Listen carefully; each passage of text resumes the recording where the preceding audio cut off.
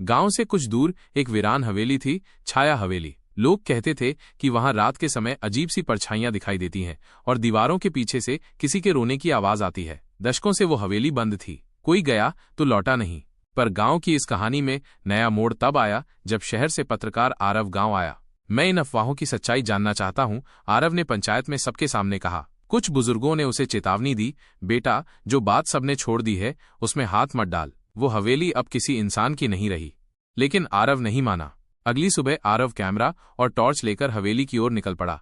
हवेली की दीवारें काली पड़ चुकी थीं, चारों ओर सूखे पत्ते और जंग लगे फाटक की चरमराहट। अंदर कदम रखते ही अजीब सी ठंडक महसूस हुई, जैसे वहां हवा भी डर के मारे रुक गई हो। दीवारों पर धुंधले चित्र थे और फर्श पर जले हुए कागजों के टुकड़े। अचानक उसकी टॉर्च की रोशनी एक शीशे पर पड़ी और आरव को उसमें किसी और का प्रतिबिंब दिखा जो उसके पीछे खड़ा था। वो पलटा, वहां कोई नहीं था। आरव ने उसी रात वहां एक कमरा साफ किया और वहीं रुकने का फैसला किया। टेबल के कोने में उसे एक पुरानी डायरी मिली। उस पर लिखा था, मेघा वर्मा 1987। मैंने जो देखा वो कोई यकीन नहीं करेगा। दीवार में कुछ है, कोई राज छुपा है। हर रात किसी लड़की की चीखें सुनाई देती हैं, लेकिन उसे कोई देख नहीं सकता। आरव के रोंगटे खड़े हो गए। मेघा वर्मा कौन थी?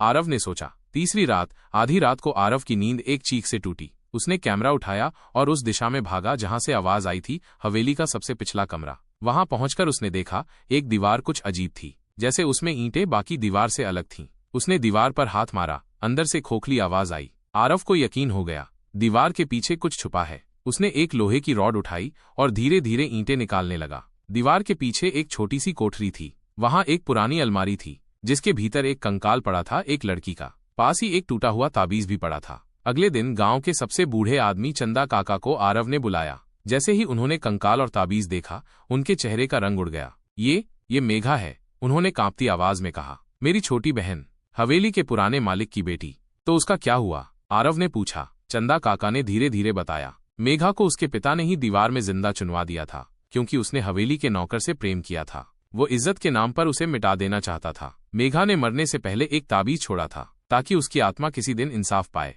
आरव समझ चुका था, हर रात जो आवाजें आती थीं, वो मेघा की आत्मा की पुकार थीं। आरव ने पूरे गांव को बुलाया और पूरी सच्चाई बताई। एक विधि करवाई गई, जिसमें मेघा के कंकाल को विधिपूर्वक जलाया गया और ताबीज को नदी में प्रवाहित किया गया। अगली सुबह हवेली में पहली बार सूरज की रोशनी साफ दिखी। कोई परछाई नहीं थी, कोई आवाज नहीं, बस शांति।